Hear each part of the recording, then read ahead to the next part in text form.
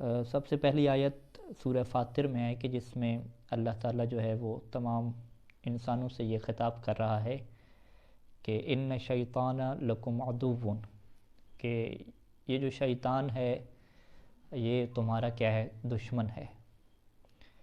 جب شیطان تمہارا دشمن ہے تو اب تمہاری ذمہ داری کیا ہے کہ فاتخذوہ عدوا، تم بھی اسے اپنا دشمن بنا کے رکھو۔ یعنی اللہ نے آگاہ کیا کہ شیطان ایک ایسا دشمن ہے کہ جس سے تمہیں دشمنی کرنی پڑے گی۔ اگر تم شیطان سے دشمنی نہیں کرو گے اور جو دشمنی کے اصول ہوتے ہیں، جو دشمنی کے قواعد ہوتے ہیں، ان کے مطابق باقاعدہ اس کا دشمن بن کے نہیں رہو گے تو اس کا نتیجہ بڑا خطرناک نکلے گا کہ تم پھر جب شیطان کے دشمن بن کے اس کے سامنے نہیں آؤ گے تو اس کی تم حزب اور اس کے گروہ میں کیا شمار ہو جاؤ گے، اور پھر جب تم شیطان کے گروہ میں شمار ہو جاؤ گے تو اس کا نقصان کیا ہوگا کہ انما یدعو حزبہ لیکونوا من اصحاب السعیر، کہ وہ اپنی حزب کو جو دعوت دیتا ہے وہ دعوت کسی اچھے کام کی طرف نہیں دیتا،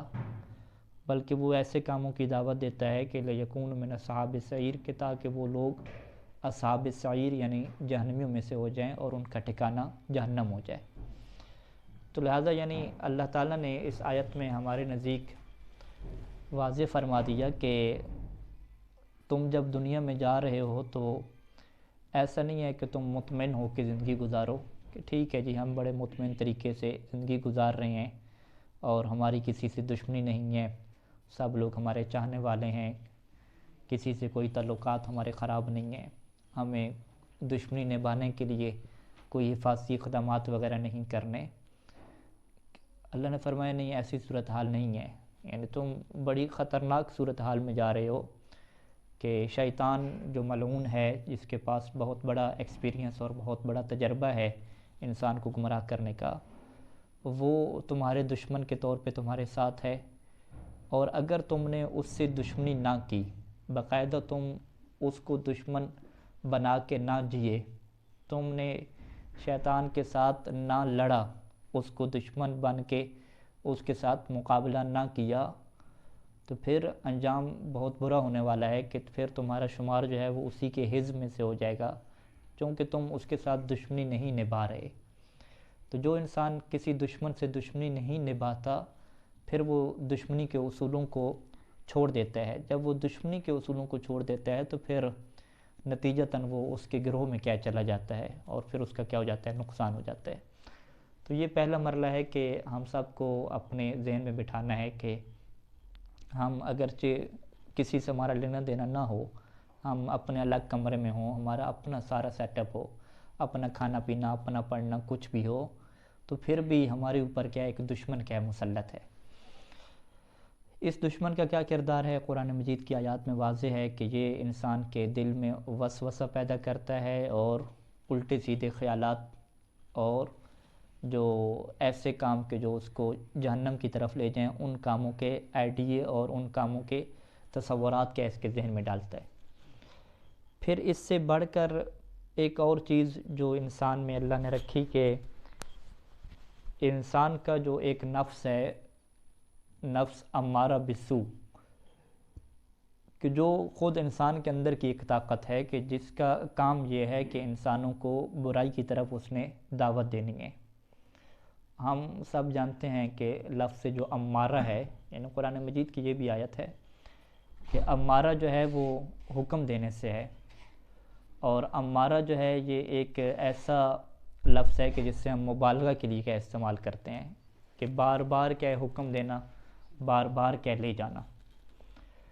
یعنی شیطان کا کام تو کیا ہے، فقط اتنا کام ہے کہ وہ دل میں کیا وسوسہ پیدا کر دے گا،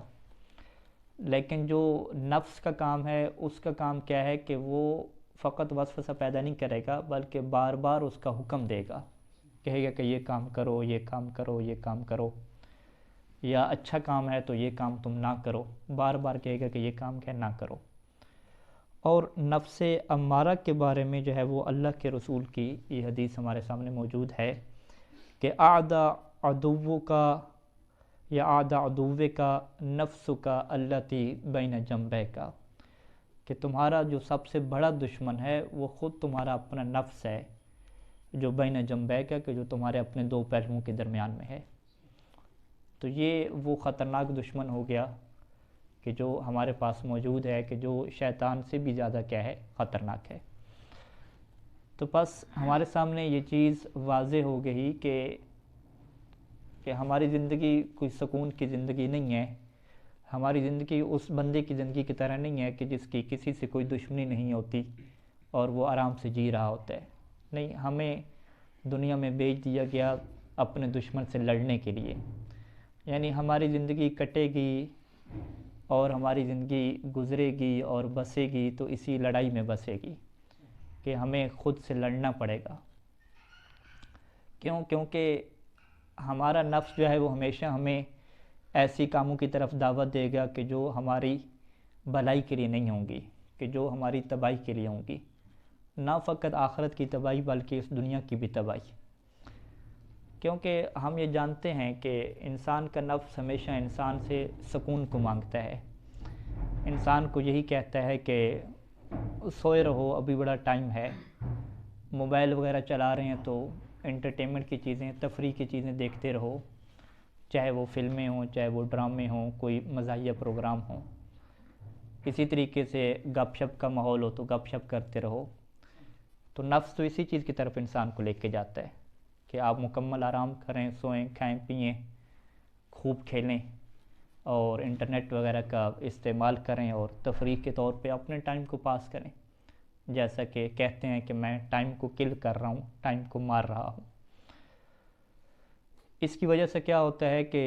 دنیا میں بھی لوگ کامیاب نہیں ہو پاتے، یعنی جس نے اپنے نفس کی سنی ہے اور اپنے نفس سے نہیں لڑا، یعنی جس نے اپنے آپ سے لڑائی کرنا نہیں سیکھا، وہ دنیا میں بھی کسی مقام پہ نہیں پہنچ پایا۔ دنیا میں بڑے بڑے لوگ کاروبار کرتے ہیں، اپنے کاروبار کی خاطر وہ راتوں رات جاگتے ہیں، حساب کتاب کرتے ہیں، ٹھیک ہے، دن کو جلدی اٹھ جاتے ہیں۔ اگر وہ ایکٹر بنے ہوئے ہیں تو کھاتے پیتے تھوڑا ہیں، خاص چیزیں کھاتے ہیں، باقاعدہ ورزش کرتے ہیں، صبح جلدی اٹھتے ہیں، رات کو جلدی سو جاتے ہیں تاکہ ان کی آنکھوں کے ارد گرد حلقے نہ پڑ جائیں، ان کا جسم ٹھیک رہے۔ یعنی دنیا میں وہ مشہور ایکٹر بنتے ہیں، مشہور بزنس مین بنتے ہیں، بڑے ڈاکٹر بنتے ہیں، اچھے سائنسدان بنتے ہیں، اچھے انجینئر بنتے ہیں دنیا کمانے کے لیے، تو وہ بھی خود سے لڑ کے بنتے ہیں، خود اپنی نیندیں قربان کر کے بنتے ہیں، خود موبائل اور انٹرنیٹ پہ کنٹرول کر کے، تفریحی چیزوں سے الگ ہو کے ایک انہوں نے لڑائی لڑی ہوتی ہے، قربانی دی ہوتی ہے، قربانی دینے کے بعد اس مقام کو کیا حاصل کرتے ہیں۔ تو جو بندہ اپنے آپ سے لڑنا نہیں سیکھتا، اپنے آپ کو بس چھوڑ دیتا ہے اسی امید پہ کہ کوئی وقت ایسا آئے گا کہ میں خود جو ہے وہ ٹھیک ہو جاؤں گا، کہ میرا سونا بھی رات کو ٹائم پہ خود بخود ہو جائے گا،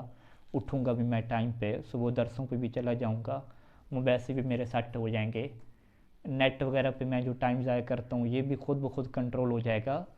تو یہ چیزیں خود بخود ہونے والی نہیں ہیں، یہ چیز ایسی ہے کہ انسان نے اپنے آپ کو ہلکا لے لیا ہے اور یہ سمجھنے لگ گیا ہے کہ شاید جو ہے وہ میری کسی سے دشمنی نہیں ہے اور میں خود بخود کیا ہے صحیح ہوتا جاؤں گا، جبکہ قرآن مجید نے اور اللہ کے رسول نے واضح طور پہ فرمایا کہ نہیں، تمہارا بہت بڑا دشمن تمہارے ساتھ موجود ہے، اگر تم اس کے ساتھ دشمنی نہیں کرو گے، اسے دشمن بنا کے اس کے ساتھ جہاد اکبر نہیں کرو گے تو تمہاری کوئی کامیابی حاصل ہونے والی نہیں ہے۔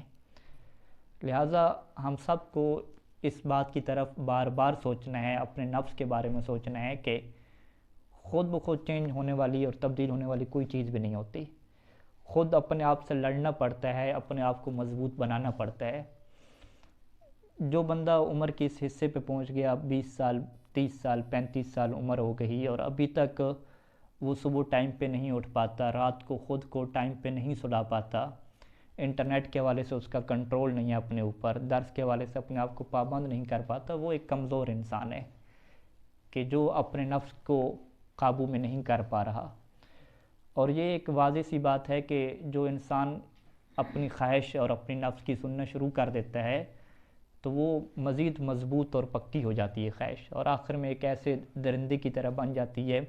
کہ انسان کے لیے اس سے مقابلہ کرنا مشکل ہو جاتا ہے۔ اور قرآن مجید نے بھی سورہ حشر میں اس چیز کو واضح طور پہ فرمایا کہ یا ایھا الذین آمنوا اتقوا اللہ، اے ایمان والو اللہ کا تقوی اختیار کرو، وَلْتَنظُرْ نَفْسٌ مَا قَدَّمَتْ لِغَدٍ، اور تم میں سے ہر ایک نفس اس بات کو دیکھے کہ اس نے کل کے لیے آگے کیا بھیجا ہے۔ یہ بہت اہمیت ہے کہ ہم اپنے کل کے لیے کیا بھیج رہے ہیں۔ اس کے لیے ضروری ہے کہ انسان اپنے مقصد اور اپنے ہدف کو سمجھ لے، اور اس کے نزدیک بالکل یہ بات واضح ہو کہ میں نے اپنی زندگی اور اپنی اگر عمر کو گزارنا ہے تو ایسے کاموں میں گزارنا ہے کہ جو مجھے کل کی دنیا میں فائدہ دیں۔ اور اس میں جو انسان کی بہت بڑی چیز ہے جو انسان کو کام آتی ہے کہ انسان دو چیزوں کو کیا ہے اپنا لے، یعنی پہلے مرحلے کی ابھی گفتگو ہماری مکمل ہوتی ہے کہ ہم ایسی حالت میں بھیجے گئے ہیں کہ ہم نے دشمنی کرنی ہے اور دشمنی نبھانی ہے، اپنے آپ سے ہم نے لڑنا ہے۔ جو اپنے آپ سے نہیں لڑے گا وہ دنیا میں بھی رہ جائے گا پیچھے، اور آخرت تو یقیناً اس کی کیا ہے برباد ہے۔ اپنے آپ سے لڑنے کے لیے جو چیزیں اس کو پاور دیتی ہیں، جو چیزیں اس کو طاقت دیتی ہیں، وہ دو چیزیں ہیں۔ پہلی چیز ہے کہ وہ اپنے وقت اور اپنی عمر کی اہمیت کو سمجھ لے، اور دوسری چیز یہ ہے کہ اپنا محاسبہ اور اپنی کلاس لگانا اور اپنے اوپر توجہ دینا وہ شروع کر دے۔ پہلی چیز کے متعلق ہم رسول خدا کے اور مولا امیر المؤمنین علیہ السلام کے کچھ فرامین پڑھتے ہیں، اور پھر جو دوسرے کے لیے ہے وہ بھی ایک فرمان پڑھ کے آپ کی اپنی گفتگو کیا ہے میں مکمل کروں گا۔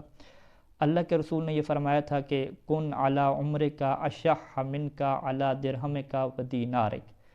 کہ اپنی عمر کے بارے میں تم زیادہ لالچی بن جاؤ درہم اور دینار سے زیادہ، یعنی پیسہ بعد میں ہو اور اپنی عمر اور اپنے وقت کی جو اہمیت ہے وہ تمہاری نگاہ میں پہلی جگہ پہ ہو۔ اور امیر المؤمنین علیہ السلام نے فرمایا تھا کہ لو اعتبرت بما اضعت من ماضی عمرک لحفظت ما بقی، کہ اگر تم نے اس بات سے عبرت حاصل کر لی کہ تم نے اپنی عمر کا جو گزشتہ حصہ ہے وہ کہاں پہ تم نے ضائع کر دیا۔ اضعت یعنی اگر انسان سوچو بچار کرے اور ایک ٹائم ٹیبل بنائے کہ میں نے کتنا وقت سونے پہ خرچ کیا، کتنا وقت انٹرنیٹ پہ، اور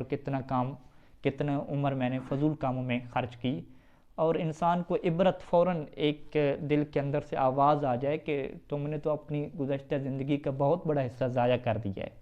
تو امیر المومنین علیہ السلام فرماتے ہیں کہ اگر یہ عبرت تم نے محسوس کر لی، اگر تمہارے دل سے یہ آواز پیدا ہو گئی کہ تم نے ماضی کا گزشتہ حصہ ضائع کر دیا ہے، تو اس کا نتیجہ کیا نکلے گا کہ لحفظت ما باقیہ، کہ اب بعد کی جو عمر ہے اس کی تم حفاظت کرنے والے بن جاؤ گے۔ لیکن پہلا مرحلہ یہ ہے کہ تم اپنے بارے میں سوچنا تو شروع کرو کہ وہ عمر تم نے کہاں پہ ضائع کی، وہ ٹائم تم نے کہاں پہ ضائع کیا۔ اور اسی وجہ سے امیر المؤمنین علیہ السلام دوسرے حدیث میں فرماتے ہیں کہ الاشتغال بالفائت یضیع الوقت، کہ تم اگر ایسی چیزوں میں مصروف رہے کہ جو ختم ہو جانے والی ہیں، کہ جن کا کوئی ثمرہ نہیں نکلنے والا، چاہے وہ تمہارا زیادہ سونا ہو، چاہے وہ انٹرنیٹ کا زیادہ استعمال ہو، چاہے وہ گپ شپ ہو، ایک ایسی چیز کہ جس کا کوئی فائدہ نہیں ہوتا، جس کا کوئی ثمرہ نہیں ہوتا،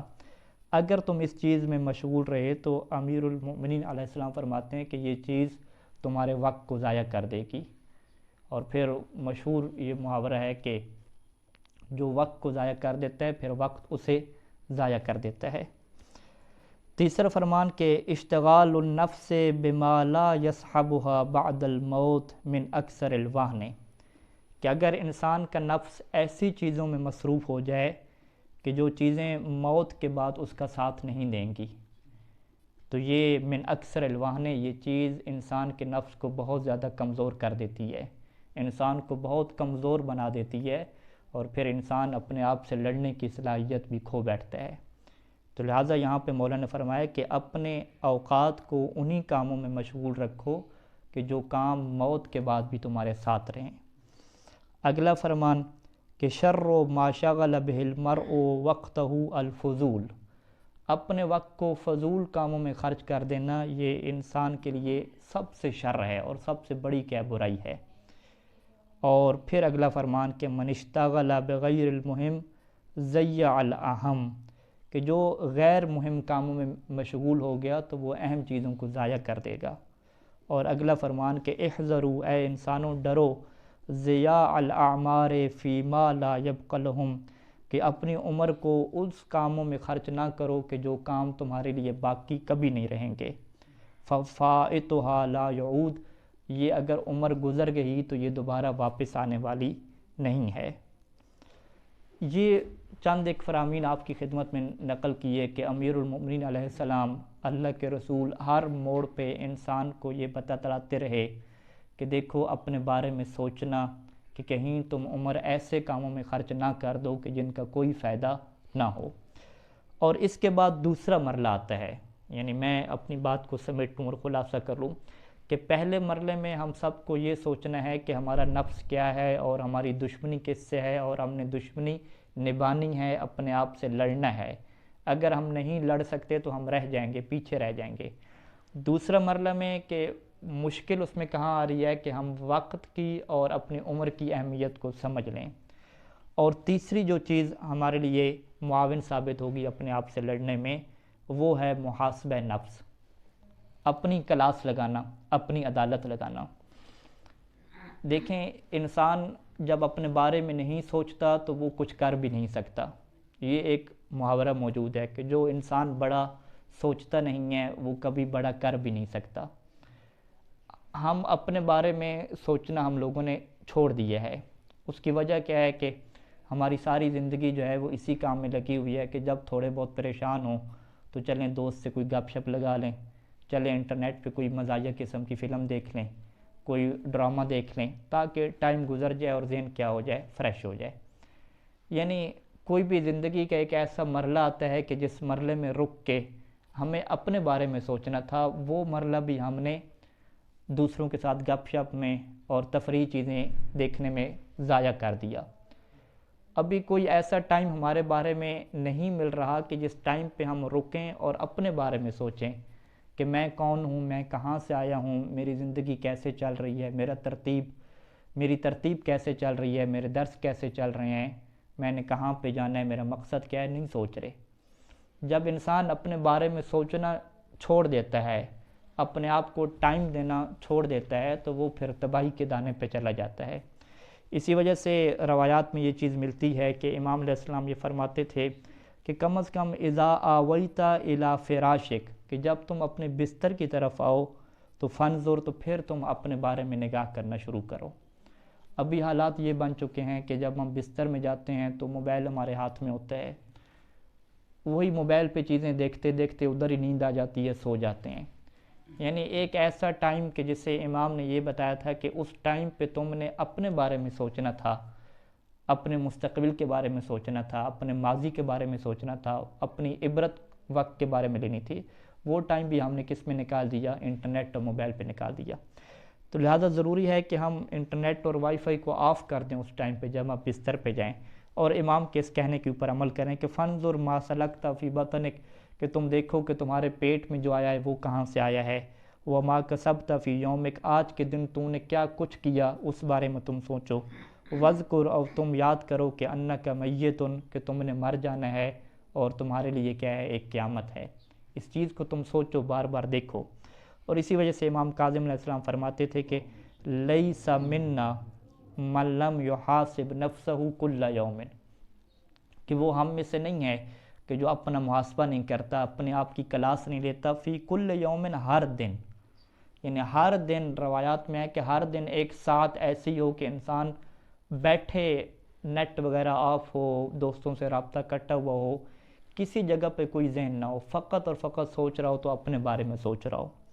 اور کیا سوچے کہ فَإِنْ عَمِلَ خَيْرًا، اگر اچھا کام کیا ہے تو استزاد اللہ منہ، کہ اللہ سے پھر یہ دعا مانگے کہ اللہ اس اچھے کام کو اور زیادہ کرے، وحمد اللہ علیہ، اور اس کے اوپر اللہ کی حمد کرے۔ وَإِنْ عَمِلَ شَيْئًا شَرًّا، اور اگر برا کام کیا ہو تو استغفر اللہ وتاب علیہ، پھر اللہ سے مغفرت طلب کرے اور توبہ کی طرف آ جائے۔ اور اسی بات کو امام علیہ السلام نے یوں بیان فرمایا کہ ثمرۃ المحاسبۃ صلاح النفس، کہ اگر تم نے اپنے آپ کی کلاس لگانا شروع کر دی،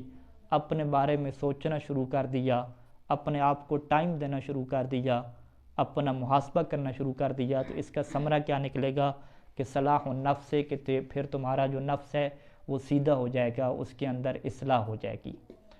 تو بس ساری چیزیں ہمارے سامنے آ چکی ہیں، اور امام صادق علیہ السلام کے آخری فرمان پہ میں بات کو ختم کروں کہ امام فرماتے تھے کہ آپ اپنے نفس کے طبیب ہیں، آپ کو علاج بھی بتا دیا گیا، دوا بھی بتا دی گئی، بس اب آپ نے خود کیا ہے قیام کرنا ہے اور خود کیا ہے کھڑے ہونا ہے۔ بس خلاصہ کلام یہ کروں کہ قرآن مجید کی آیت کے مطابق شیطان انسان کا دشمن ہے، اور حکم یہ ہو رہا ہے کہ تم بھی اس سے دشمن سمجھو۔ اللہ کے رسول کے مطابق خطرناک ترین دشمن انسان کا نفس ہے۔ قرآن کی تعبیر کے مطابق جو نفس کا کردار ہے وہ امارہ ہے، جو صیغہ مبالغہ ہے کہ بار بار برائی کا حکم دینا۔ ان چیزوں کی معرفت پہلے مرحلے میں ضروری ہے، کیونکہ دشمن شناسی کے بغیر انسان دشمن کا مقابلہ نہیں کر سکتا۔ دوسرے مرحلے میں انسان کو یہ سمجھنا ہے کہ میری عمر اور میرا وقت کہاں پہ خرچ ہو رہا ہے، اس سے عبرت حاصل کرنی ہے، کیونکہ امیر المؤمنین علیہ السلام نے فرمایا کہ اگر تم نے اپنی ضائع ہونے والے وقت کے بارے میں عبرت پکڑ لی تو تمہارا بعد کا وقت محفوظ ہو جائے گا۔ اور تیسرا مرحلہ یہ ہے کہ ہم نے اپنے بارے میں سوچنا شروع کرنا ہے، اپنا محاسبہ کرنا ہے، ہر دن کم از کم سونے سے پہلے 10-15 منٹ فقط اور فقط اپنے بارے میں سوچنا ہے، ہر چیز نیٹ وغیرہ آف کر کے، تب یہ وہ پہلا قدم ہوگا کہ ہم ترقی کی طرف بڑھیں گے۔ وصلی اللہ علی محمد وآلہ اجمعین، وصلوا علی محمد وآل محمد۔